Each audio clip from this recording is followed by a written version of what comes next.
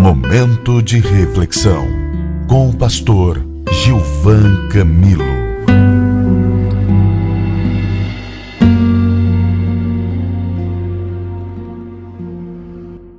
A palavra, ela é o próprio Deus. A palavra é Jesus encarnado. A palavra é o Espírito Santo.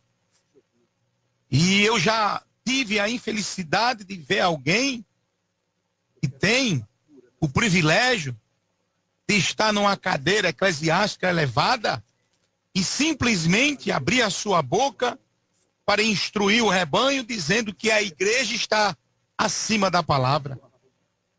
Eu não sei se eu posso chamar isso de uma ignorância elevada ou, infelizmente, alguém que não tem nenhum conhecimento a respeito das Santas Escrituras.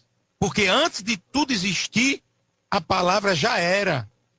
O eterno Deus, o Elohim, o Adonai, quando você começa a ler o livro da criação, o livro do Gênesis, o livro da origem, você percebe que lá está escrito, desde o primeiro capítulo, que a terra era vazia e sem forma, e disse Deus, haja luz e houve luz. E assim Deus foi falando e foi surgindo tudo. Como é que a igreja está acima da palavra? Se antes da igreja existir, Deus já era. Deus é de eternidade e eternidade.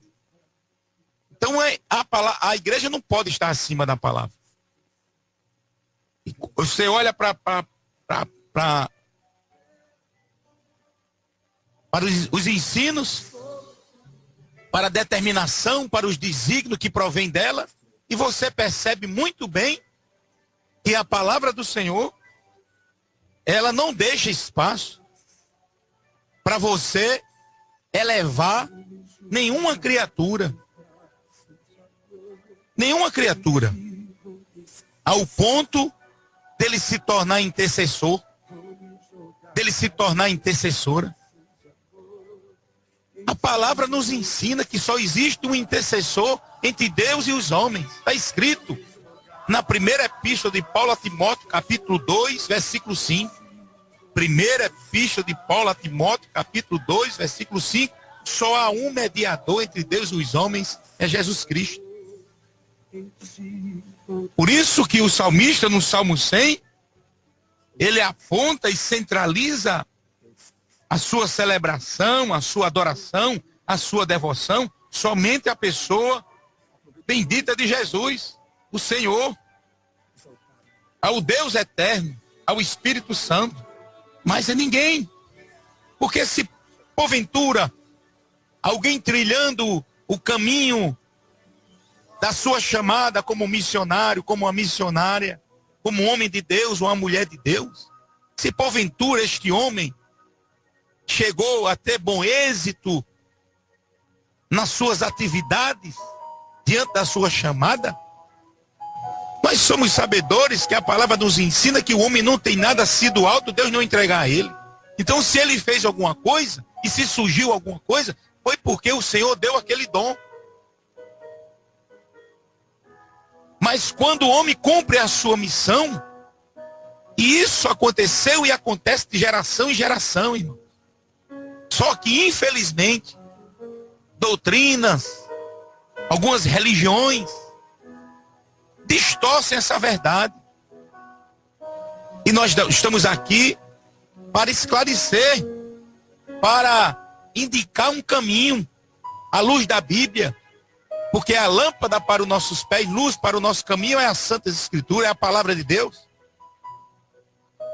E este salmista no verso 2, ele vai dizer, sabei que o Senhor é Deus, foi Ele quem nos fez, e dele somos. Somos o seu povo e rebanho do seu pastoreio. Então, se você tem esse coração voltado em exclusividade ao Deus dos céus, a própria palavra corresponde à sua expectativa de ter esse Jesus como seu único e suficiente Salvador. Por isso que Jó, em meio à sua dor, se expressou, eu sei que o meu Redentor vive, e por fim se levantará em meu favor. Sabei que eu sou Deus. Foi Ele quem nos fez. Sabeis que o Senhor é Deus. Fique sabendo hoje. E eleve a sua fé. E creia conforme a palavra. Sabei que o Senhor é Deus. Foi Ele quem nos fez. Irmão, foi Deus que nos deu o fôlego de vida. Você já leu o Salmo 139? Foi Deus que te formou no ventre de tua mãe. Foi Deus que soprou e te deu o fôlego de vida. Então você é dele.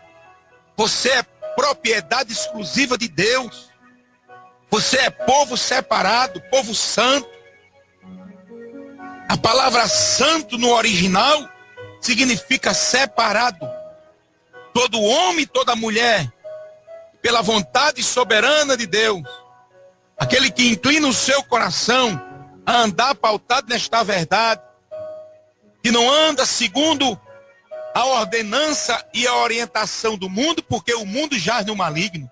Você tem dúvida do que eu estou a falar? Você está vendo nos últimos dias? Nós já estamos na última hora. O Senhor Jesus está voltando para buscar uma igreja santa, lavada, remida no seu sangue, separada desse mundo. Nós estamos no mundo, mas não somos daqui. Nós somos peregrinos, forasteiros. A nossa pátria é um céu. Jesus disse aos discípulos: não se turbe o vosso coração.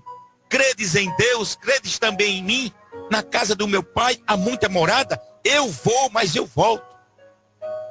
E quando eu voltar, eu venho buscar vocês para estar comigo para sempre. É o que está escrito na primeira epístola de Paulo aos Tessalonicenses, capítulo 4, a partir do versículo 16. No ressoar da última trombeta, o Senhor há de voltar em esplendor e glória para buscar uma igreja. Os mortos ressuscitarão primeiro, depois nós seremos arrebatados. Você está vendo nesses dias aquela festividade no Rio de Janeiro? Queridos irmãos, nós devemos respeitar a escolha de cada um. Nós devemos, sim, por que não? Porque a maioria de nós um dia andávamos assim também. Éramos cegos. Existia uma venda nos nossos olhos. Os nossos ouvidos eram agravados. A gente estava muitas vezes na posição de Jó. Mesmo sendo reto, temente a Deus, fazendo as coisas corretas, a gente só ouvia falar de Deus. A gente só passa a ver as coisas excelentes do Senhor quando a gente reconhece quem nós somos, pecadores. E em Jesus vamos nos esconder pedindo perdão, reconhecendo as nossas fraquezas e reconhecendo Ele como nosso único e suficiente Salvador. A partir daí, vamos mudar a nossa vida, porque o Espírito Santo vai trabalhar, o Espírito Santo vai nos moldar para nos deixar a cada dia parecido com Ele. Aí você olha e vê a grande mídia, né, processando, ela fica batendo o tempo todo numa tecla, até convencer muitos que o errado é certo e o certo é errado. Ela continua batendo, ela não desiste. É para você ceder. Aí você olha e isso nos chama a atenção com relação às leis do nosso país. Você vendo uma reportagem uma hora ou outra, você percebia que muitos pré-adolescentes, criança com 12 anos de idade, numa festividade daquela, a noite inteira, e nós sabemos o que é que acontece ali. Muita bebida, drogas, prostituição. E esse final de semana foi o dos piores dias, aonde muitas bandas internacionais de renome estavam ali em meio àquelas músicas, aquele som, os instrumentos, estavam simplesmente invocando o inimigo da nossa alma. Olhe com esse olhar, com um olhar de misericórdia para aquela cidade do Rio de Janeiro. Uma cidade tão violenta. Uma cidade que tem passado dias que só a misericórdia. Uma cidade que mergulhou numa crise financeira, crise espiritual, crise moral. E a gente percebe que, em vez de esta grande mídia promover, levantar em meio a esta nação altares ou altar ao Senhor, o Deus eterno, para chamar a sua atenção, pedir a sua misericórdia, a gente não pode esquecer o que está escrito em 2 Crônicas 7,14. Se o meu povo, que se chama pelo meu nome, se converter do seu mau caminho, se humilhar, eu virei do céu e sararei a sua terra.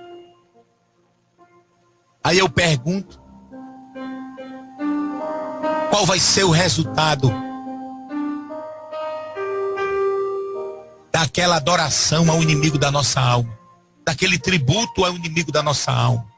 Muitas vezes, irmãos, a maioria daqueles que estão ali estão envolvidos somente através daquele som, daquele barulho, daquela agitação.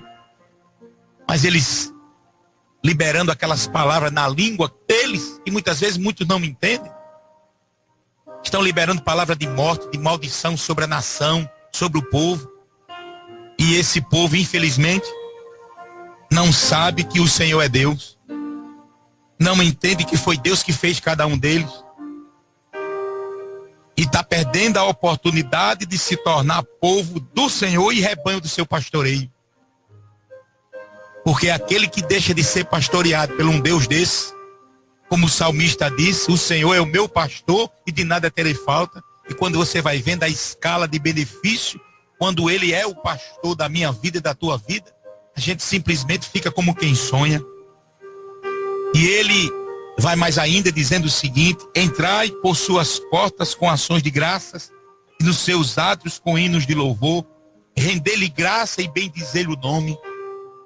Porque este salmo, quando ele foi escrito para aquele ou para aquela na época que ia à casa do Senhor, que ia ao templo adorar o Senhor, para oferecer a ele culto em ações de graças. E nós temos motivo de sobra. Muitas vezes esquecemos os benefícios do Senhor. Muitas vezes não estamos posicionando como se posicionou o rei Ezequias quando escreveu o Salmo 116, quando ali ele disse: o que darei ao Senhor por todos os benefícios que ele tem me feito? E muitas vezes nós esquecemos. E muitas vezes nós estamos simplesmente numa posição onde achamos que aonde nós chegamos foi por nossa força, foi pelo nosso entendimento, foi pelo nosso intelecto. Esquecemos da bondade, da misericórdia, da ação de Deus nos dando livramento todos os dias, colocando o pão na nossa mesa, porque Deus é bom o tempo todo. E assim a gente abre brecha para que o inimigo da nossa alma, ele venha atuar na nossa vida. E o caráter dele é mau, ele veio roubar, matar e destruir. E o próprio Jesus, nesse mesmo versículo de João 10:10, ele diz: eu vim para que tenham vida e vida abundante. Aí você abre mão de receber esta vida em Jesus para se agarrar, se aproximar do mundo. Irmão, é impressionante como a igreja está adormecida. Desperta, ó tu que dormes, para que o Senhor venha iluminar a tua mente e o teu coração, para a gente se posicionar. É tempo da igreja orar mais, é tempo da igreja descer mais, é tempo da igreja do Senhor entender onde nós estamos, irmãos.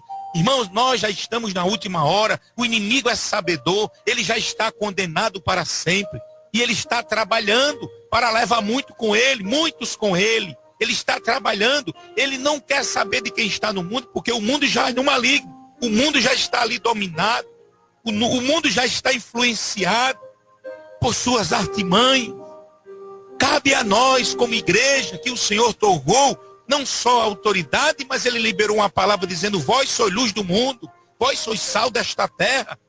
E nós estamos aqui como luzeiros da última hora para trazer esta reflexão de vida a muitos que estão adormecidos, a muitos que estão buscando a tal felicidade nas drogas lícitas e ilícitas, Muitos estão buscando essa tal felicidade, na verdade, sentando na roda de escarnecedores, esses que vivem escarnecendo da palavra, zombando da palavra. Muitos estão buscando essa tal felicidade, ouvindo conselho daqueles que não têm, porque não têm vida em Jesus. São homens carnais, homens que estão aí tendo essa vida, e o alicerce, o que sustenta o sustentáculo da sua vida é uma vida de libertinagem, é uma vida inadequada.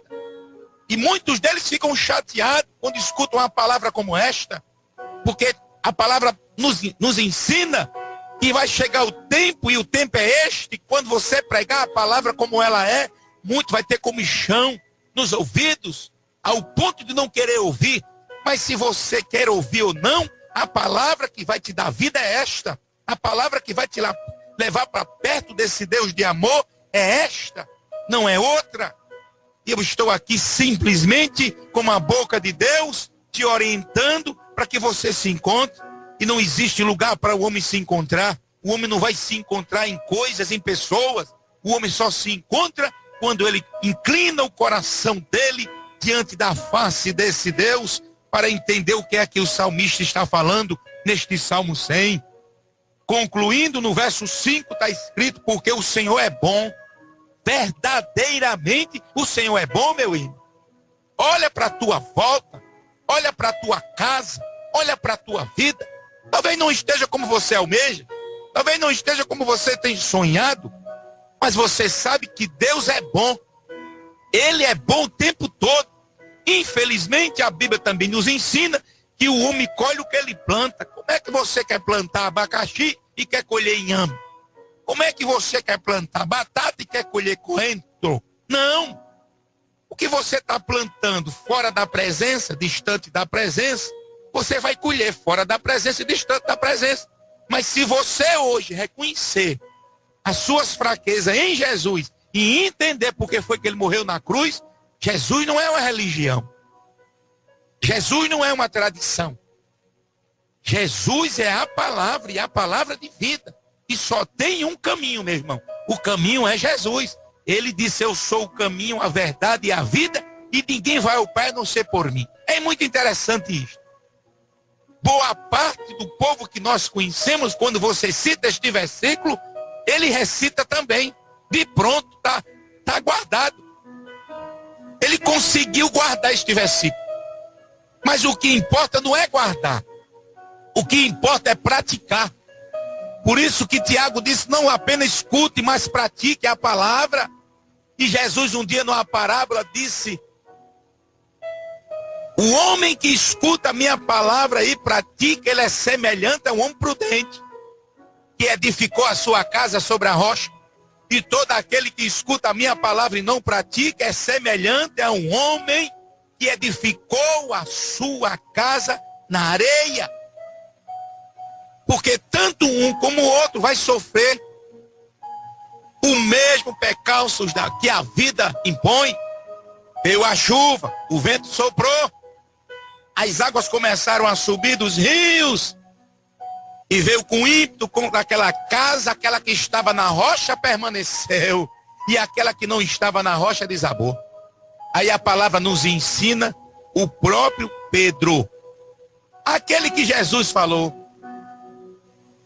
Pietros, que significa partícula de pedra.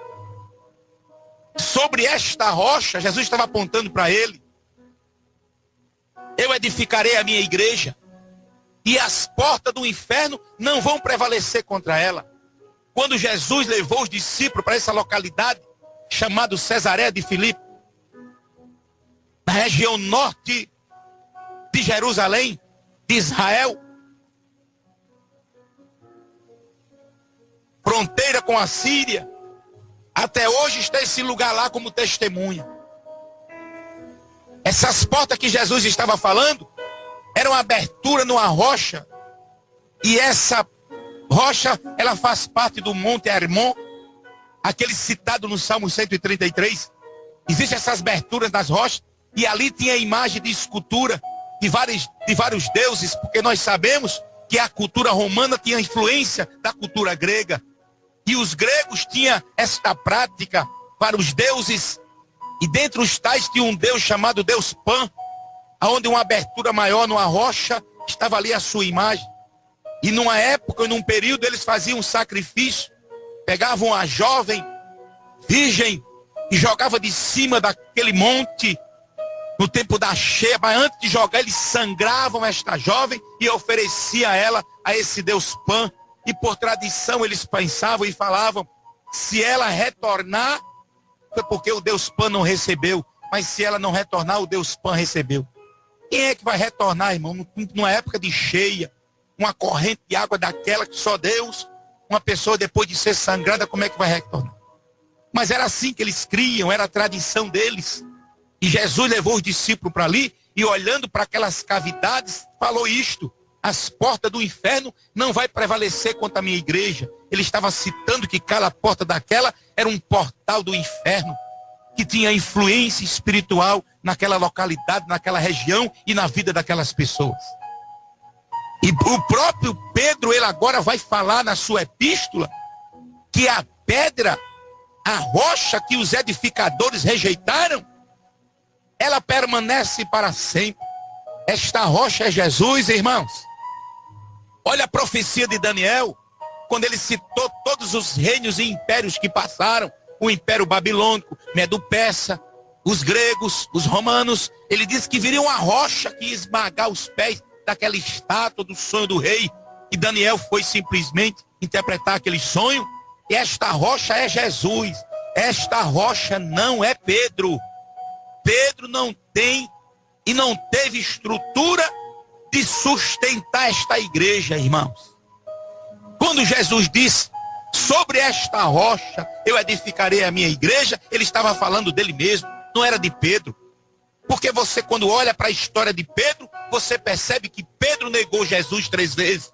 Depois deste ato, ele negou Jesus 3 vezes. A palavra nos ensina que Pedro abandonou o ministério.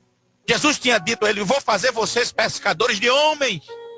Passou um período de aproximadamente 3 anos, ensinando, instruindo, para os discípulos tomar uma posição de se tornar multiplicadores da boas novas de salvação. Mas Pedro desistiu e voltou a pescar, abandonou o ministério.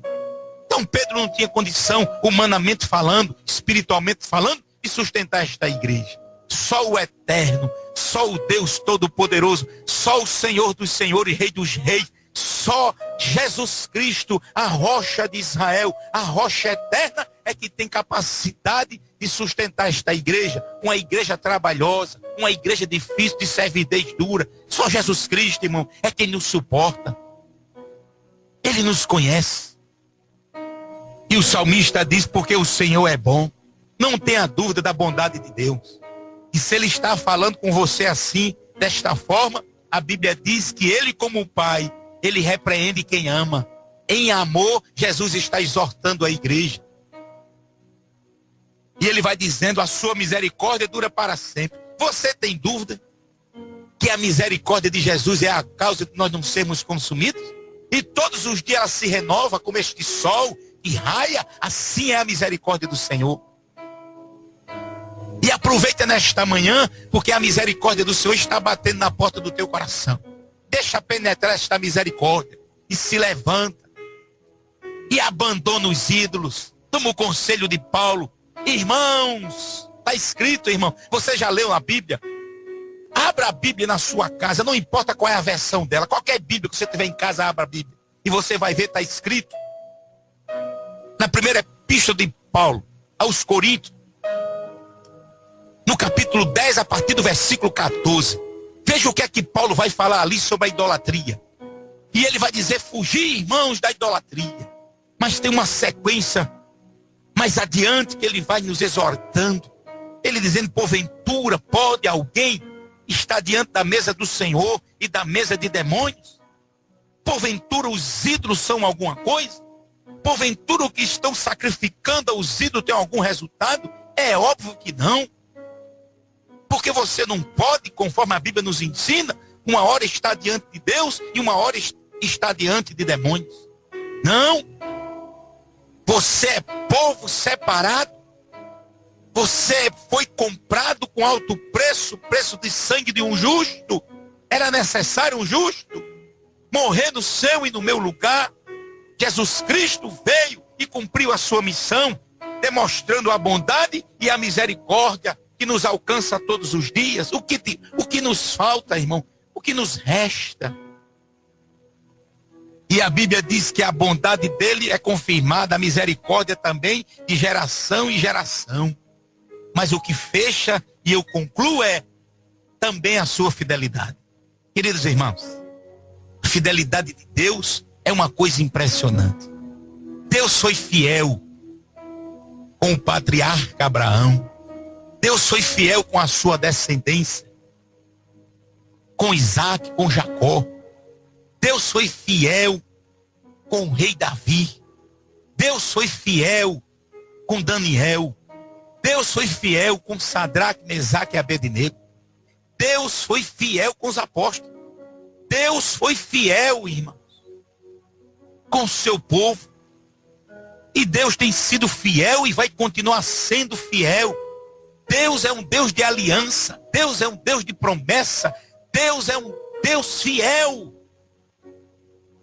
E a fidelidade de Deus, nesta manhã, está como estandarte diante da tua face, te chamando. Mas você sabe por que muitos não querem? Porque, irmãos, quando você começa a conhecer as Escrituras, a palavra diz que ela liberta. Quando você passa a conhecer as Escrituras, você passa a ser mais íntimo do Espírito Santo. E você vai entender que algumas práticas que a religião não coopera para você abandonar,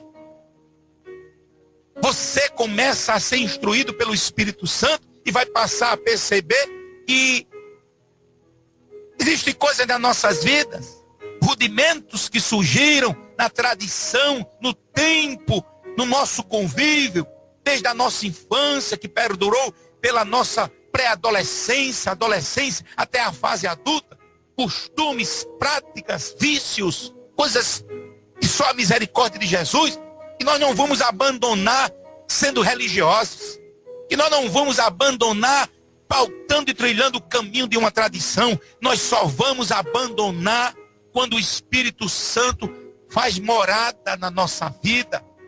Quando ele vem e você diz: Senhor, entrego tudo, corpo, alma, espírito, mente, coração. Está aqui, Jesus. Toma o remo. Está aqui o timão da minha vida. Vem guiar o meu barco nesse grande mar da vida. Eu não quero mais ser o comandante. Tome, Jesus, a direção do meu barco e conduza, porque até hoje, para onde eu levei, quebrei a cara. Para onde eu levei, encostei o barco em rochas. Porque nesse grande mar da vida só existe um farol. O nome dele é Jesus, a luz do mundo.